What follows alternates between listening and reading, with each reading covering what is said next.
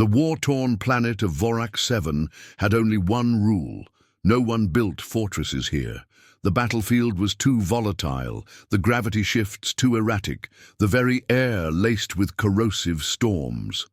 It was a wasteland of wreckage where the greatest empires clashed and left behind nothing but ruin.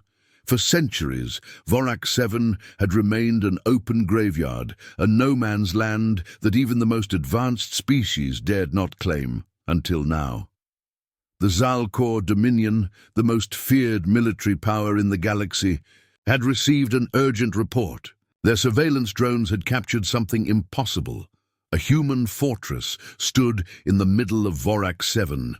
The Zalkor warlords, towering beings with obsidian exoskeletons and triple-jointed limbs, gathered in disbelief around the hollow projection. They watched the footage, massive steel walls, mounted artillery, watchtowers scanning the landscape.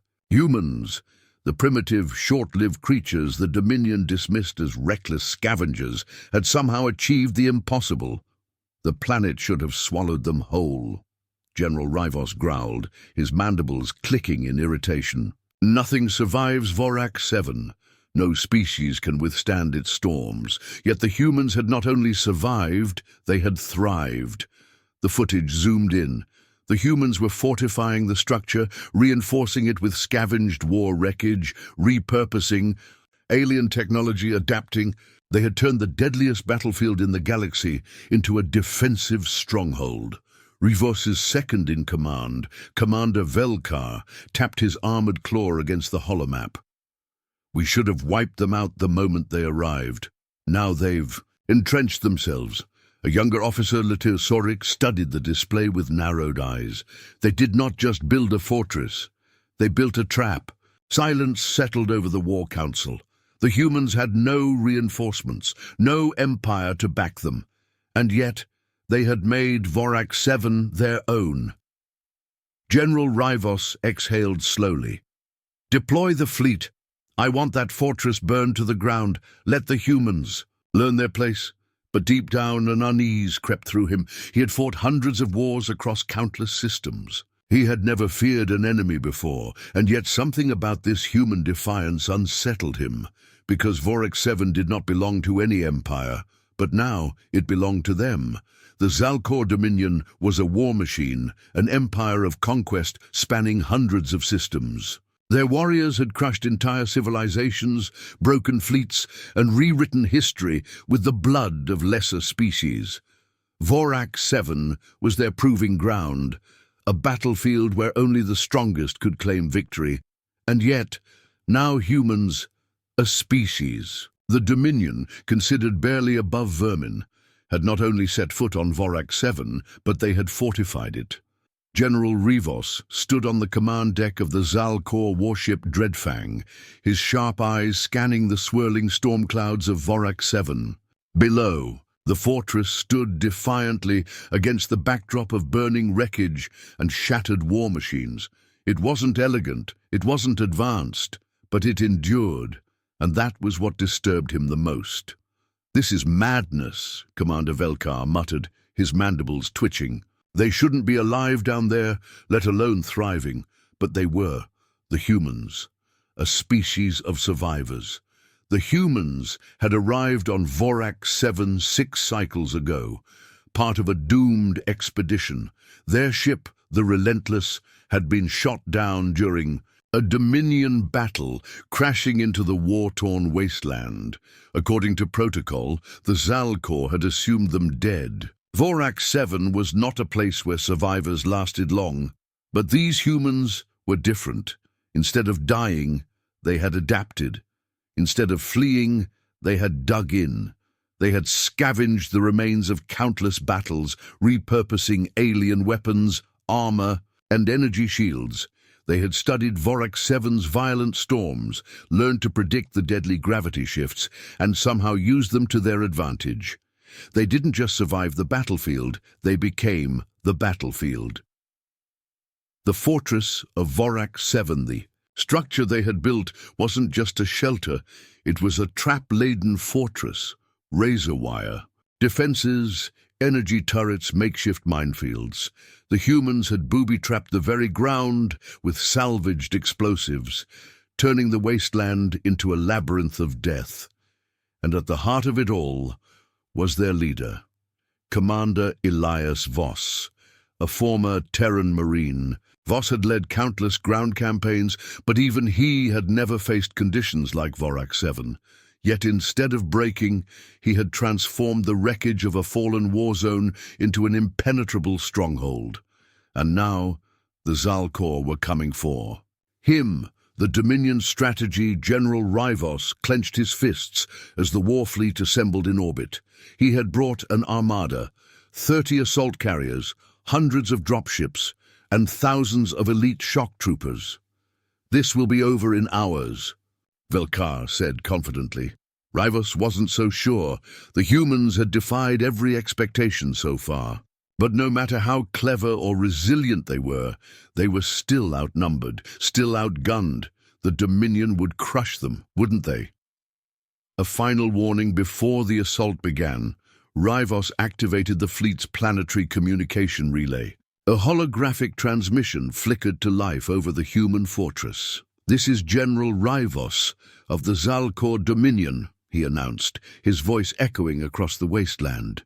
"You are surrounded. You cannot win. Surrender now, and your deaths will be swift." For a long moment there was no response. Then static crackled through the comms, and a deep, calm voice replied. "This is Commander Elias Voss," the human said. "You don't understand what you're walking into." Rivos bared his fangs. "You are outnumbered." Voss chuckled. "So were the last 10 armies that tried to take this place."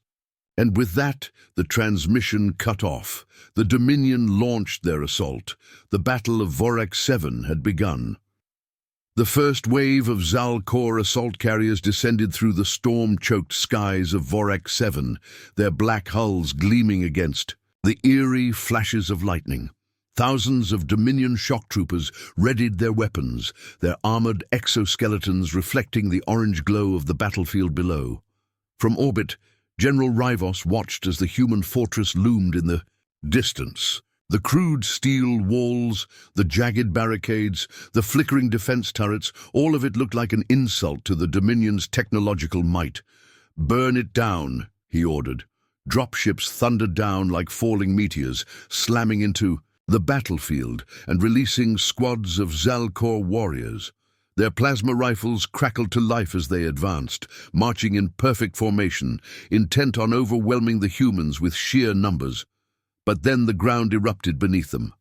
Series of chain explosions tore through the battlefield, engulfing entire platoons in fire and shrapnel, booby traps. The humans had planted them everywhere. Hidden mines salvaged from fallen war machines, pressure-triggered explosives, and even EMP pulses that short-circuited advanced Dominion armor. The battlefield itself had become a weapon. From the fortress, Commander Elias Voss stood on the ramparts, watching through binoculars as the enemy scrambled in confusion. He turned to his second-in-command, Sergeant Juno Iwata, her face streaked with dirt and sweat. "They're breaking formation," Juno reported. "Just like we planned," Voss smirked. "Hit 'em with the next phase." A single flare shot into the sky. Suddenly, hidden artillery positions fired from the ridges surrounding the fortress, launching explosive rounds right into the heart of the Zalkor advance. The enemy warriors, bred for direct assaults and overwhelming strength, were unprepared for the humans' tactical chaos.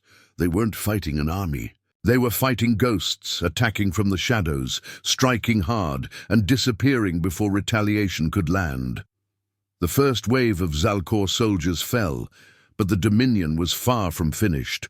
On the command deck of the Dreadfang, General Rivos seethed as he watched his troops falter. This wasn't how it was supposed to go. They fight like scavengers. Commander Velkar spat in disgust. "Cowards! They refuse a proper battle." Rivos disagreed. "No," he muttered. "They fight to win." The humans weren't engaging in direct combat. They were luring the Zalkor into traps, forcing them into ambush points, using the terrain like a weapon. It was effective, but it wouldn't last. Rivos issued a new order. Send in the siege beasts. From the Dominion's dropships, massive, bioengineered war creatures thundered onto the battlefield, hulking, four-legged brutes covered in armored plating, bred for destruction. Their energy pulse cannons charged as they roared forward, smashing through wreckage and human defenses alike. Commander Voss cursed under his breath. They brought out the damn war beasts. Juno was already barking orders. Heavy weapons teams, light 'em up. From concealed sniper nests, human soldiers opened fire with railguns, their high-velocity rounds punching through Zalcor shock troopers like paper. Anti-armor rockets streaked across the battlefield, slamming into the siege beasts, but the creatures kept coming, their reinforced exoskeletons absorbing the blasts. Then, one of the war beasts reached the outer wall of the fortress and rammed into it at full force. The steel groaned, but held barely. A second beast charged, and this time the wall buckled. Voss didn't hesitate. He turned to Juno. "We need the override now." She nodded grimly and grabbed a communicator. "Activate Phase 3. Suddenly, the fortress doors slid open. To the Zalcor's shock, the humans weren't retreating. They were charging. A dozen heavily armored Terran shock troopers stormed onto the field, wielding jury-rigged plasma weapons and exosuits scavenged from fallen enemies. They moved like demons, weaving through enemy fire, firing, dodging, killing, and leading the charge was Elias Voss himself. General Rivos watched from orbit, his mandibles twitching in disbelief. The humans weren't supposed to fight like this. They should have crumbled. They should have surrendered, but they hadn't. And in that moment, Rivos realized something terrifying. The humans had turned Vorak 7 into a fortress, not just to defend it, but to lure the Dominion into a battle they could not win. The battlefield was chaos. Smoke, fire, and the screams of war filled the air as the Zalcor forces struggled to regain control. The humans, outnumbered, outgunned, and supposedly inferior, were tearing through their ranks with precision and ferocity. Commander Elias Voss moved like a force of nature, his exosuit-enhanced movements allowing him to dodge plasma fire while delivering deadly return shots. The siege beasts, once thought unstoppable, were now collapsing, their vulnerable joints and neural links targeted by human sniper fire. The Zalcor weren't just losing ground, they were breaking. General Rivos, watching from orbit, snarled.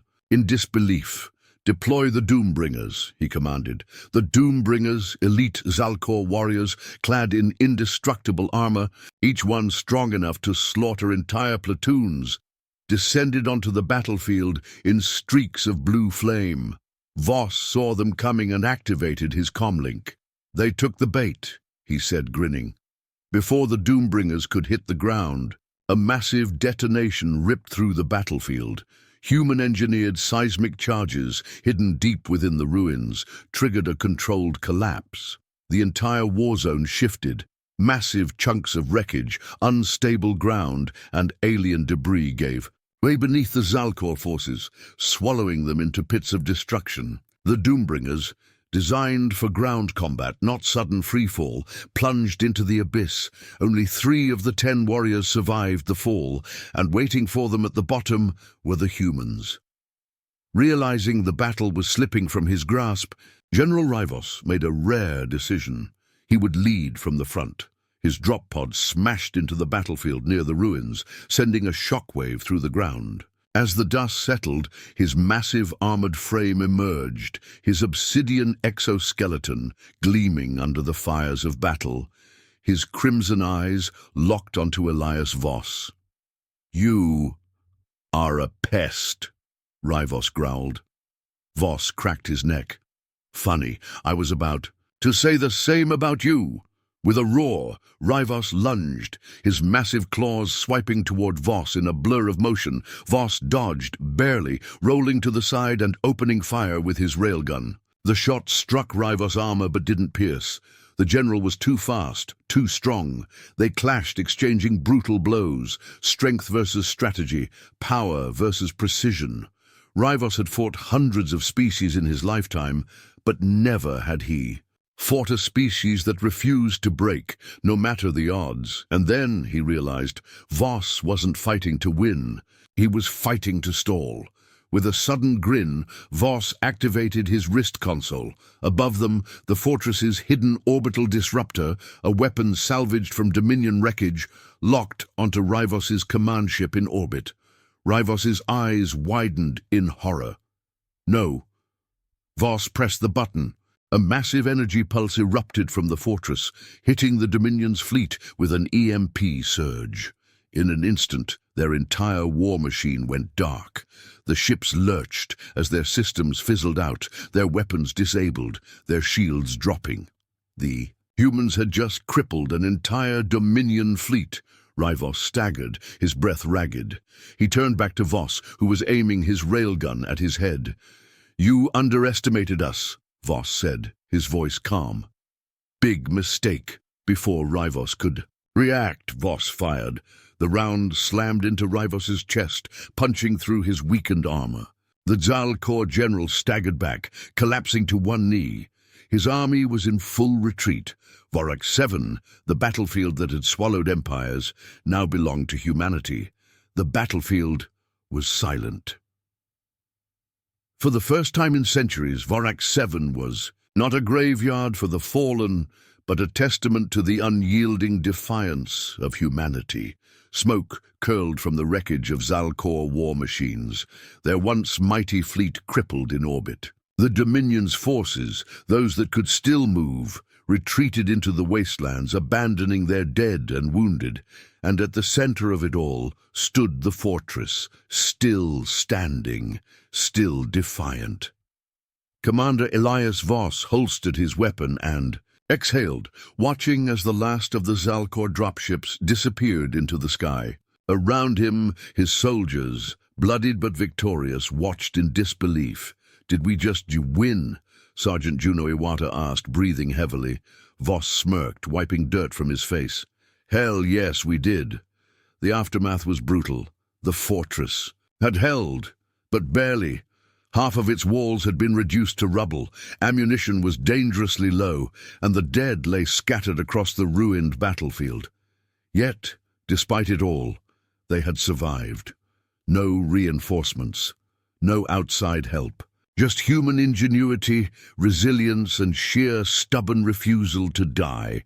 Above Vorak 7, on the bridge of a damaged Dominion warship, General Rivos sat in stunned silence, his chest wound burned, his pride shattered. The Dominion had never suffered a loss like this before, not to the humans. He looked at the holofeed of the battlefield below. The humans weren't celebrating like other species would. They weren't boasting. They weren't calling for surrender terms. They were simply fortifying their walls, preparing, as if this war was far from over. Commander Velkar limped beside him, his voice quiet. "What are they?" Rivos didn't have an answer. For the first time in his long career, he felt something strange. Not anger, not shame, something closer to fear. Word of the battle spread. Across the galaxy, factions that had once dismissed humanity as nothing more than reckless nomads began to reconsider. The Dominion, undefeated for centuries, had been humiliated. And Vorak 7, the battlefield no empire had ever tamed, was now a human stronghold, a fortress built from the wreckage of 1,000 wars. Voss stood atop the ruined ramparts, watching the distant stars, knowing this wasn't the end. The Dominion would return, and when they did, the humans would be waiting. Vorak 7 belonged to them now, and no one would take it away. The end.